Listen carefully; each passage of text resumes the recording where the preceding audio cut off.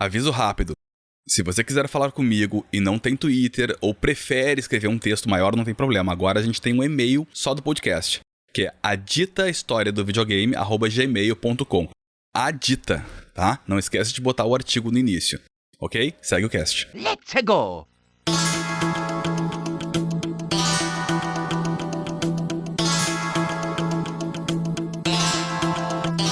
No episódio anterior, encerrei a década de 60 apresentando a galera do MIT e seu Space War, um jogo de combate espacial que, para muitos, foi o primeiro jogo digital de verdade.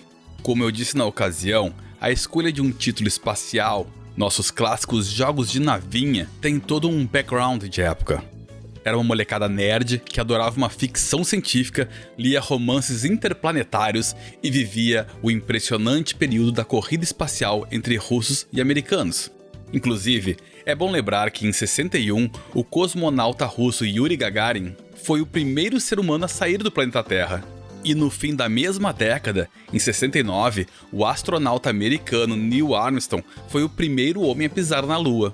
Imagina isso tudo acontecendo e você, um pequeno geek, sendo bombardeado pelas notícias de exploração e descobertas. Vou trazer muitos acontecimentos que começaram na década de 60, mas foram de conhecimento público na década seguinte. Isso porque a história é um grande fio que tudo se conecta. A década de 70 é a minha favorita. Olha bem como ela é sensacional. Ela começa com grandes ambições de transformar computadores de milhares de dólares em arcades de 10 centavos o jogo e termina com um dos consoles mais importantes da história, o Atari 2600. I quit soccer to play Atari. Mas como debutar esse podcast que tem tantos players? Passei um bom tempo pensando no desenrolar desse roteiro. Por isso eu vou dividir ele em inúmeros episódios até eu me sentir satisfeito com o resultado. Então, espera por mais episódios sobre essa mágica década de 70, ok? Pega aqui na mão, segue o @PabloPrime no Twitter, que eu quero contar tudo, do sucesso ao fracasso. Afinal, qual é dessa dita história do videogame?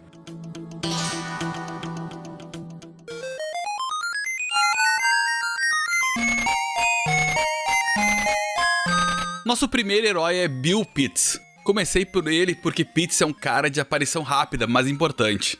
Ele tinha a pegada certa para fomentar o mercado de games, mas... vamos lá pro começo. Em 1964, ele entrou na Universidade Stanford, em Palo Alto, na Califórnia. Essa universidade era e ainda é referência em tecnologia, principalmente por ela estar cravada no coração do Vale do Silício. Tanto que é dela que grandes empresas nasceram, graças ao projeto Stanford Startups. Entre elas estão a Cisco, eBay, LinkedIn, Netflix, Tesla, Yahoo e até o próprio Google. Mas tem outra curiosidade bem interessante sobre a universidade. Por baixo de suas instalações estão os túneis de vapor que foram construídos ainda em 1881 para alimentar toda a universidade. Esses túneis estão lá até hoje, mas agora carregam canos e mais canos de água quente por todo o campus e ainda mantém viva a tradição de exploração por parte dos estudantes, mesmo que a universidade desestimule os atos por segurança. Eu vou te dizer que quando li sobre isso, fiquei muito curioso e encontrei um site na internet só sobre esses túneis. Inclusive eu baixei dele um PDF bem completo, contendo todas as entradas para os túneis. Se por acaso tu continua curioso para isso, na descrição desse episódio lá no site, tem o link para esse site, tá? Bom, voltando ao Pitts. Ele era um desses apaixonados por explorar os túneis subterrâneos. Ia sempre sozinho com sua jaqueta de couro surrada e algumas ferramentas para destrancar portas e cadeados. Conhecia grande parte dos caminhos e onde entrava e saía deles. Em um fim de dia, em 66, dirigindo em direção a um bar para se encontrar com os amigos para beber, ele passou pela entrada de uma estrada que levava até o topo de uma colina, bem no coração da Stanford. Curioso, como poucos, ele logo mudou sua rota para ver aonde aquela velha estrada daria. Ele relembra: pude notar pela placa bem na frente que era uma instalação de Stanford. Também era um prédio que eu não tinha invadido ainda. Então achei que precisava voltar mais tarde naquela noite e conquistar esse novo prédio. E foi exatamente o que ele fez. Esperou escurecer bem e às 11 da noite, ou seja, em um horário em que certamente não teria mais ninguém trabalhando, ele voltou lá. Após meia dúzia de sacolejar as suas ferramentas, abriu uma porta de acesso para o interior do prédio. Foi emocionante e ao mesmo tempo pouco desafiador, já que a maioria das portas estavam abertas para quem quiser explorar.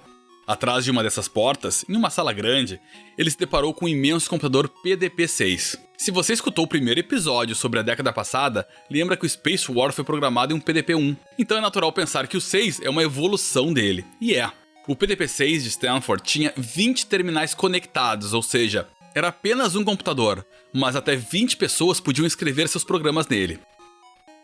Pitts ficou impressionado com o que viu. Ele tinha feito um curso básico de informática, então entendia o que estava diante dele e queria fazer parte daquilo ali, seja lá o que aquilo era.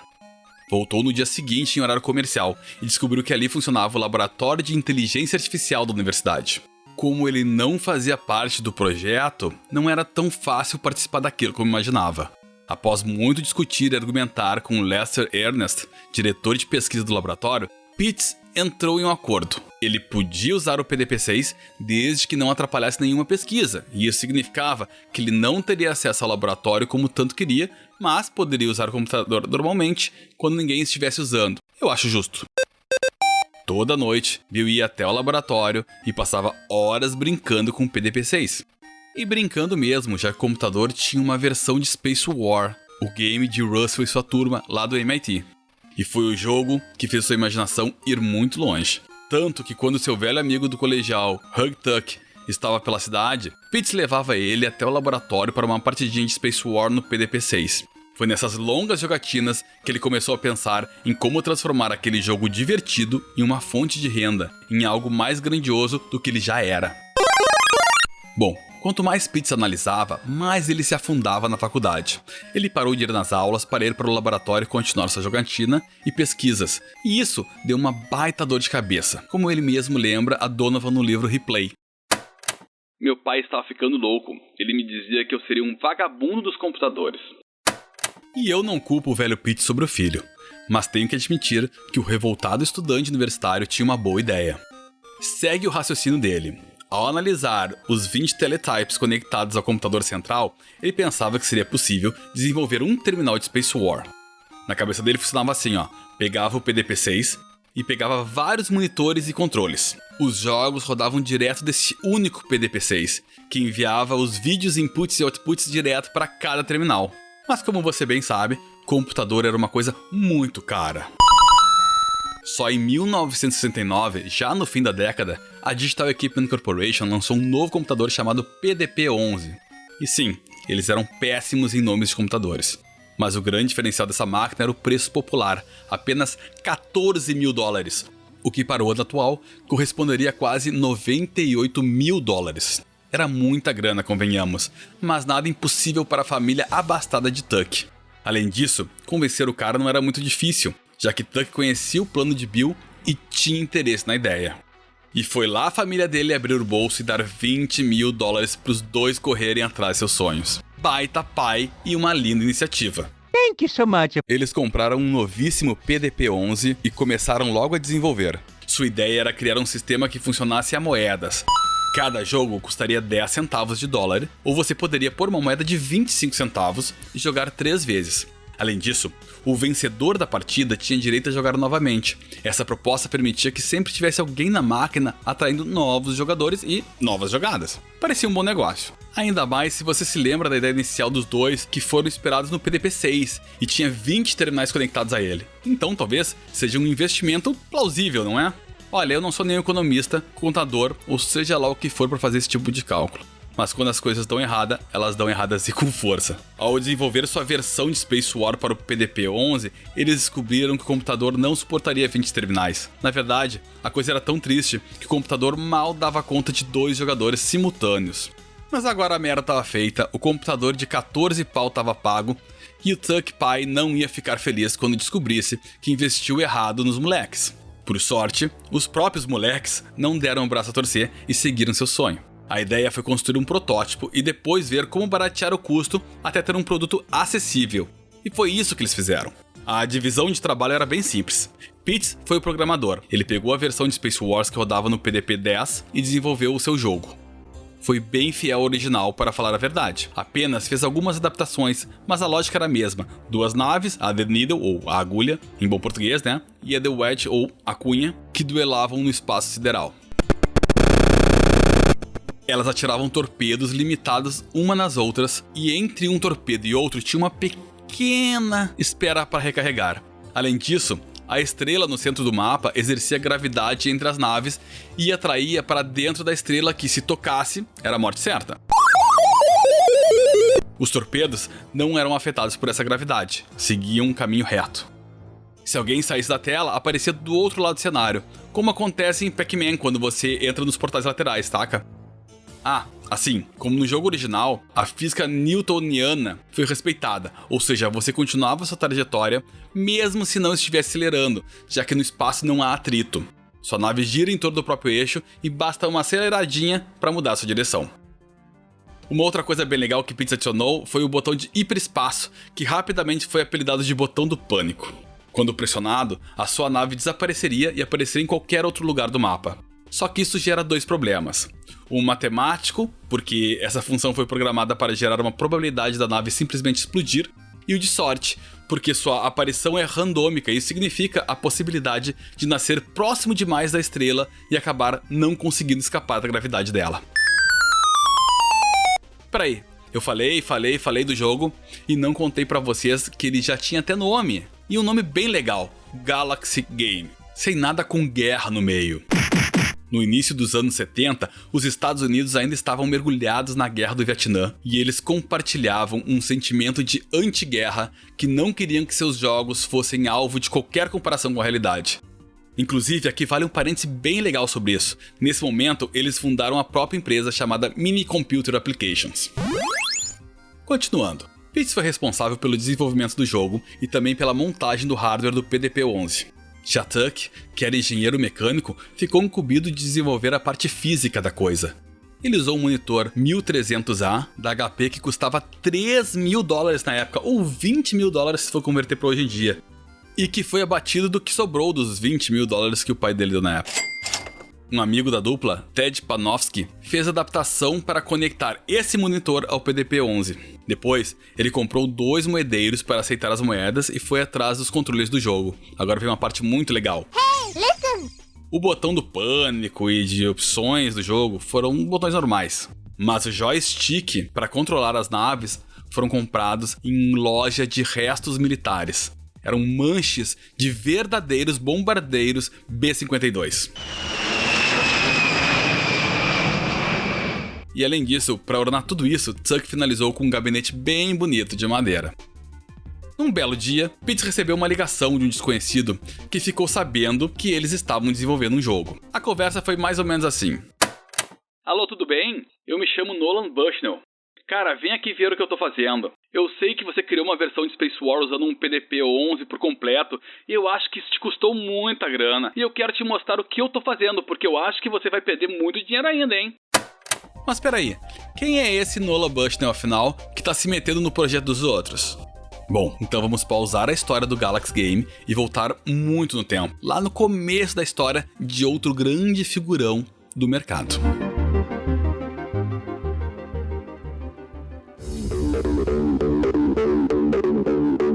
Nolan Bushnell é o nome. Se você não conhece ele, guarda isso porque ele é o cara.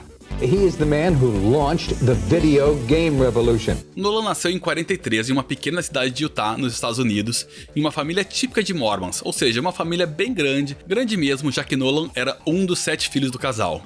O pai, um profissional da construção civil, morreu em 58 quando ele tinha apenas 15 anos, deixando muitos negócios inacabados para o filho assumir, o que ele fez sem medo. Já no ensino médio, seu amor por defender ideias e o estudo da filosofia como um hobby transformou o garoto em um campeão nos debates estudantis e aperfeiçoou sua oratória, algo que vai ser muito importante para convencer investidores ao longo de sua vida. Outra coisa nada a ver sobre Nolan, mas que eu tenho que contar porque eu li no Ultimate History of Video Games e acho hilário, é que ele tinha um senso de humor e tanto. Uma vez, quando ele era jovem ainda, ele prendeu lâmpadas em uma pipa, ligou elas e ergueu bem alto no meio da noite, convencendo muitos vizinhos de que alienígenas estavam se aproximando da cidade. Outra vez, Cansado de ter seus colegas de dormitório usando suas coisas, nosso jovem protagonista colocou rótulos de desodorante em sprays de tinta verde, dando um susto em quem tentasse usar. Segundo ele, um colega chegou a pintar as 2 axilas de verde até notar que tinha algo errado. Meio lerdinho, coitado. Enfim, ainda na escola, Nolan tinha uma íntima ligação com o entretenimento. Seu sonho era crescer e trabalhar nos parques da Disney, desenvolvendo novas atrações. It's me, Miska, Muska, Mickey Mouse! Provavelmente esse sonho sempre ficou no coração dele, tanto que na década de 60 ele foi para a cidade de Salt Lake City, ainda em Utah, estudar engenharia elétrica na Universidade de Utah. Nessa universidade, durante o curso, ele teve contato com um jogo bem popular entre os estudantes e entre os ouvintes da dita história do videogame. Ele conheceu o Space War do pessoal do Tech Model Railroad Club. Lembra que eu falei lá no cast passado que Russell divulgou o jogo para outras universidades e empresas? Então, obviamente que o título saiu do MIT e foi para Utah. Foi amor à primeira vista, assim como Pitts e tantos outros. E claro, Nolan perdeu muito e muito tempo travando eternas batalhas espaciais. Longe da família, o agora universitário rapaz fez uma besteira e perdeu suas economias nas jogatinas de pôquer, obrigando a buscar uma nova renda para continuar seus estudos. Foi aí que ele foi parar no Lagoon Park, um parque de diversões que existe até hoje. Lá, ele trabalhava nos finais de semana durante o ano letivo e nas férias de verão ele trabalhava a tempo integral. Ok, não era Disney, mas ainda era um parque. O problema é que ele não desenvolvia atrações. Na verdade, ele passava grande parte do tempo na barraquinha em que as pessoas tinham que arremessar uma bola nas latas empilhadas em troca de brindes. Pode parecer bobo, mas ali Nolan já aprendeu uma lição sobre a importância da comunicação. Segundo ele, as pessoas geralmente não iam até sua barraquinha por livre e espontânea vontade. Ele precisava ser convincente, provar à pessoa que aquilo era legal. Ele chamava elas, desafiava na hora perguntando se ela era boa o suficiente para derrubar simples latas e depois, quando elas ganhavam, ele ainda flertava, dizendo que a pessoa era muito boa mesmo, seduzindo ela a jogar novamente. Esse discurso meio publicitário barato pode parecer besteira para muitos, mas mais tarde, Nolan revelou que tentou passar isso para os seus próprios jogos, buscando atrair as pessoas para os seus arcades enquanto ninguém estava jogando. Em um belo verão, o estudante de engenharia elétrica foi designado a deixar o seu posto na barraca de arremessos e cuidar da área de arcades e pinballs. Lá, ele tinha uma função bem tranquila de olhar e cuidar a galera jogando, além de efetuar a manutenção de algumas máquinas que geralmente entupia com uma ficha mal colocada, afinal, era um estudante de engenharia e conhecia alguma coisa de elétrica. Foi lá que ele também conheceu um arcade clássico chamado Chicago Coin Speedway. Esse jogo é sensacional, gente. Se você nasceu nos anos 80, já deve ter visto algo semelhante. Era um brinquedo que era a frente de um carro e nele você tinha uma direção e uma tela. Nessa tela ficava girando um rolo acetinado com o desenho de uma pista e você era um carrinho pintado na tela que tinha que desviar de tudo, mesmo não importando quando você batia, porque era só um desenho na tela. Bom, o Chicago Coin Speedway era parecido com isso, mas quando você batia em alguma coisa acontecia. Se eu falei um monte de coisa aqui e você ainda não entendeu como era esse jogo, eu super entendo porque realmente é algo muito velho e pré-jogo digital. Então, eu aconselho você a ir no post desse episódio e procurar o link do vídeo no YouTube. Ou se preferir, só joga na busca do YouTube Chicago Coin Speedway 1969 que você vai encontrar um vídeo explicando direitinho como ele funcionava. Voltando. Olhando o pessoal jogar, Nolan começou a ter a ideia de entrar no ramo de arcades, mas arcades digitais, eletrônicos. E qual foi a primeira grande ideia que ele teve? Converter Space War para um fliperama. Mas como fazer isso se um computador custa milhões? Rapidamente, a Universidade de Utah virou referência na área de computação e o seu laboratório de ponta parecia um pequeno paraíso para Nolan. O problema é que, como ele não era graduado ainda, seu acesso aos computadores era restrito a algumas disciplinas. Porém, assim como na história anterior, ele podia explorar livremente o laboratório em horários alternativos ao do seu uso, ou seja, nas noites e madrugadas, e era exatamente isso que ele fazia. Quando ele não estava no Lagoon, estava no laboratório enfurnado aprendendo Fortran e Gotran, duas linguagens ancestrais de programação. Ele até fez alguns joguinhos, como o Jogo da Velha, a versão 3D do Jogo da Velha, que depois até saiu para Atari 2600, e o Fox and Geese, uma adaptação de um jogo de tabuleiro. Ao se formar como engenheiro em 1968, Nolan foi trabalhar na Ampex Corporation. Lá, ele foi engenheiro responsável por projetos de pesquisa. e até desenvolveu um sistema de gravação digital, mas no fundo ele estava decidido a batalhar para entrar no mercado de arcades. Querendo ou não, ele tinha know-how já que trabalhou na Lagoon e sabia como um fliperama na época funcionava. E porque também acreditava que os arcades eletrônicos seriam um novo mercado e que ele poderia ser um pioneiro. Em um surto de empreendedorismo, que faria muito coach bater palma, Bushnell transformou o quarto de sua filha de 2 anos, Brita, em uma oficina eletrônica, desalojando a coitada que passou a dormir na sala. Em seguida, chamou seu colega da Ampex e também engenheiro Ted Dabney para ajudar no devaneio. Ele também comprou um computador que custava $3.995 para desenvolver a sua versão de baixo orçamento do Space War. A literatura imprecisa sobre qual computador era. O livro The Ultimate History of Video Game diz que era um Texas Instrument. Já o Replay fala de um Data General Nova. Seja qual for, a verdade é que o computador era uma verdadeira carroça e tudo rodava muito lento, como o próprio Nolan conta ao Donovan no livro Replay. Eu pensei que eu pudesse fazer com que o computador funcionasse com 4 monitores e tivesse 4 moedeiros. Isso renderia dinheiro suficiente para se pagar. Mesmo reduzindo drasticamente o uso de recursos do computador, o projeto não ia para frente e Bushnell estava frustrado e aceitando que fracassaria. Mas aí ele teve um momento único, aquele que você sabe exatamente o que fazer. A única forma de resolver isso era criar o seu próprio sistema capaz de fazer uma única coisa: rodar jogos. E foi exatamente isso que ele começou a fazer. Afinal, ele tinha uma vantagem em relação ao Tuck e Pitts. Primeiro, ele era engenheiro eletricista e tinha um conhecimento maior de componentes elétricos do que simplesmente programação. Além disso, trabalhar na Ampex tinha suas vantagens, já que a própria empresa apoiava que seus funcionários tivessem projetos paralelos e, inclusive, permitiam que Nolan pegasse o material que precisasse dos estoques deles para que ele usasse no seu próprio projeto pessoal. Que empresa! Mamma mia! Outra técnica que ele desenvolveu para baratear custos era apelar para os representantes comerciais de marcas de eletrônicas. Eles sempre tinham amostras grátis quando apresentavam seus produtos, e Bushnell deixava a vergonha de lado e perguntava se poderia ficar com uma ou outra amostra para usar no seu projeto pessoal. Depois de alguns meses, ele já tinha criado a placa-mãe que rodaria o jogo. No lugar de ir atrás de um monitor de $3.000 como o Tuck fez, eles compraram uma TV preto e branco, de segunda mão e bem surrada, e adaptaram para o sistema, deixando tudo ainda mais barato. Outra invenção bem engraçada do protótipo de Nolan era o moedeiro. Ao invés de comprar um suporte para as moedas que eram depositadas, ele apenas colocou uma lata de tinta vazia do outro lado da carcaça para coletar o que entrava.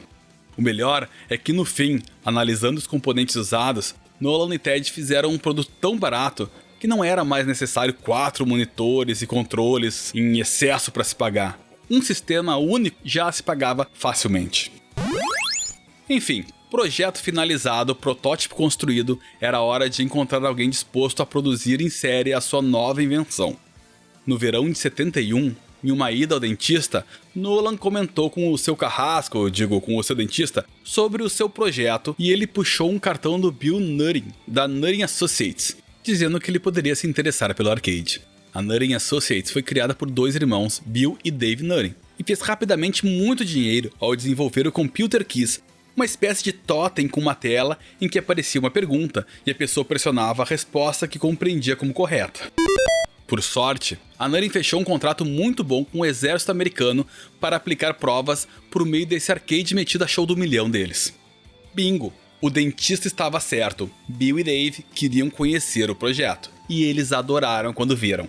Os irmãos buscavam diversificar sua carta de produtos e o que Nolan e Ted criaram era exatamente o que precisavam. Apostando alto no novo projeto e buscando expandir sua marca, os irmãos batizaram o jogo de Computer Space, uma alusão ao Computer Quiz da empresa. Nesse meio tempo, Nolan descobriu que tinha 2 rapazes que usavam um PDP-11 e fizeram um clone de Space War também, e tinham a mesma ideia de comercializá-lo. Será que ele teria concorrentes? Melhor ver de perto. Mexendo seus pauzinhos, ele conseguiu o telefone de Pitts e ligou para ele. Alô, tudo bem? Eu me chamo Nolan Bushnell. Cara, vem aqui ver o que eu tô fazendo. Eu sei que você criou uma versão de Space War usando um PDP 11 por completo e acho que isso te custou muita grana. E eu quero te mostrar o que eu tô fazendo porque eu acho que você vai perder muito dinheiro ainda, sabe? Pitts e Tux colocaram o Galaxy Game no carro e partiram para Nutty Associates. Lá foi um misto de surpresa e decepção para ambos os lados. Pitts disse que ficou decepcionado porque o jogo de Nolan era muito feio, parecia uma versão porca de Space War, e tem seu fundo de verdade nisso. O Computer Space era sim uma versão mais simples de Space War, mas tinha sua engenhosidade em relação ao original. Primeiro que você poderia jogar sozinho, sendo uma nave espacial contra discos voadores que apareciam em dupla na tela e voavam em zigue-zague. Eles atiravam e você tinha que lançar seus mísseis contra eles. Também era possível sair da tela para aparecer do outro lado, o famoso efeito wraparound de universo finito. Nesse modo de jogo, existem dois contadores, um de quantas vezes você morreu e outro de quantas vezes você matou. Cada partida durava em média 90 segundos, e se você matou mais do que morreu, então o jogo invertia as cores indefinidamente, lembrando que era preto e branco, e aí dava uma nova rodada gratuita para o heróico aventureiro espacial. Também existia o desafio entre dois jogadores, no qual se assemelhava mais ao Space War, mas sem a estrela gravitacional que sugava as naves. Por outro lado, Bushnell ficou impressionado com o trabalho dos dois e pela fidelidade com o jogo. Mas o altíssimo custo de produzi-lo matou o projeto, segundo as próprias palavras dele. Eu pensei que eles eram caras inteligentes, mas eu estava esperando que eles tivessem reduzido os custos de alguma forma e não o fizeram. Fiquei um pouco decepcionado e ao mesmo tempo aliviado porque eu sentia que eles não competiriam comigo. Nesse meio tempo, a Nutty Associates acabou se dividindo ao meio quando Bill foi para Milwaukee, cidade próxima a Chicago, a meca do entretenimento eletrônico. Ele foi para lá especialmente para comercializar o Computer Space. Dave continuou no mesmo lugar e criou a Nutty Industries, que era uma empresa separada, mas que vendia exatamente a mesma coisa. Basicamente, só aconteceu porque a esposa de Dave não queria ir para Milwaukee. Ela tinha seus motivos, não vamos se meter.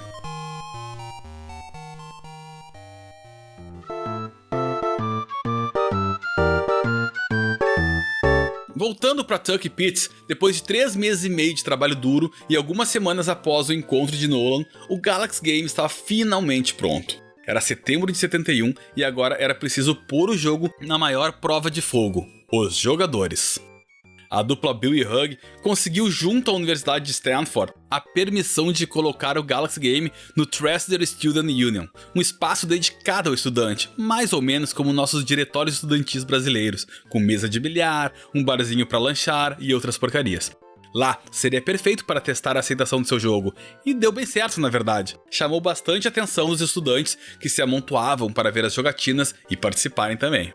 Logo, os dois tomaram coragem para desenvolver um novo protótipo agora mais bem acabado, com um gabinete de fibra de vidro no lugar da antiga armação de madeira.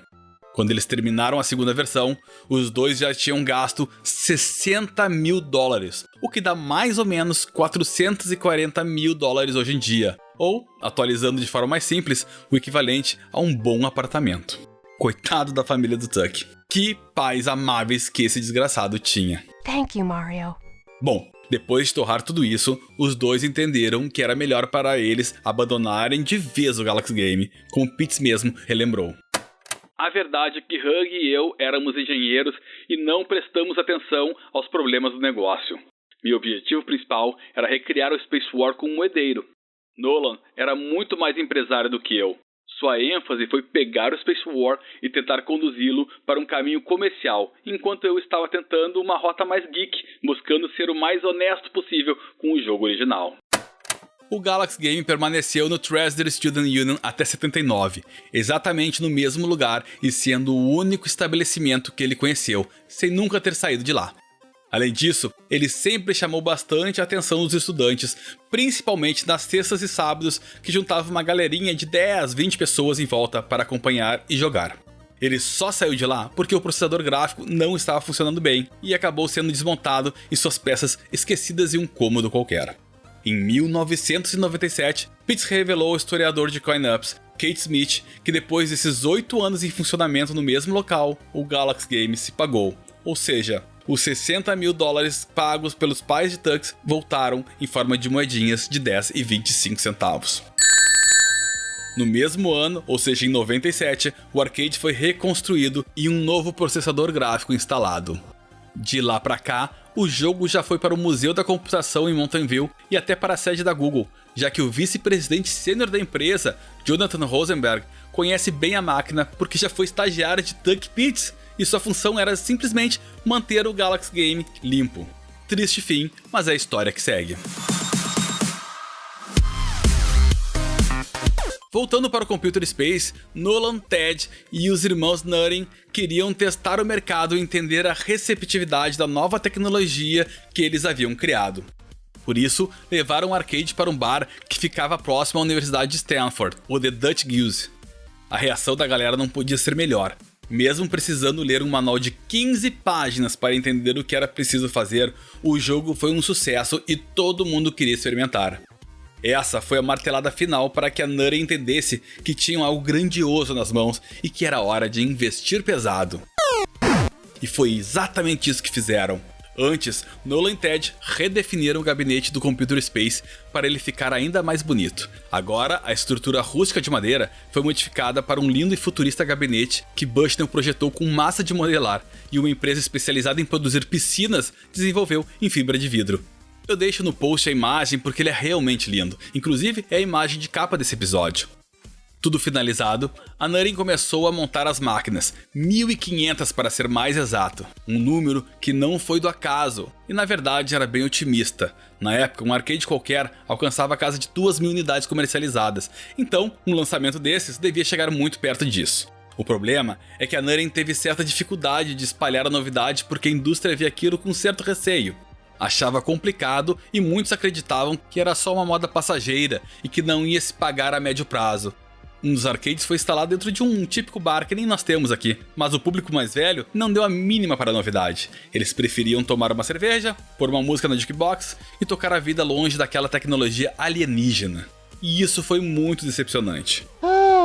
Bushnell acredita até hoje que parte do problema foi a quantidade de instruções que o jogo tinha e que acabava afastando o público casual. No entanto, ele também culpa a Nutting pelo ocorrido. A Nutting estava literalmente prestes a falir. Quero dizer, eles realmente tiveram alguns problemas. E o Computer Space funcionou bem, mas realmente não funcionou tão bem quanto poderia. Empresas que estão com problemas, quando você entra nelas, você descobre por que elas estão com problemas. De certa forma, foi uma bênção ter trabalhado para a Nutting. Vendo seus erros, eu tenho ainda mais confiança em minhas capacidades de fazer melhor por conta própria. E foi exatamente isso que ele fez. Como a Nutting não produziu mais nenhum Computer Space, Nolan Bushnell, Ted Dabney e Larry Bryan, outro colega carregado da Ampex para a Nutting, decidiram abrir sua própria empresa, a Sigsy. A proposta era simples. Cada um investia $250 para criar a empresa, alugar alguma coisa e existirem de fato. O nome Sigsy foi uma ideia do Bryan, porque Sigsy é, e eu odeio ter que repetir isso toda vez, é quando 3 astros estão alinhados no espaço. Um eclipse, por exemplo, é um Sigsy no qual a Terra, a Lua e o Sol estão alinhados.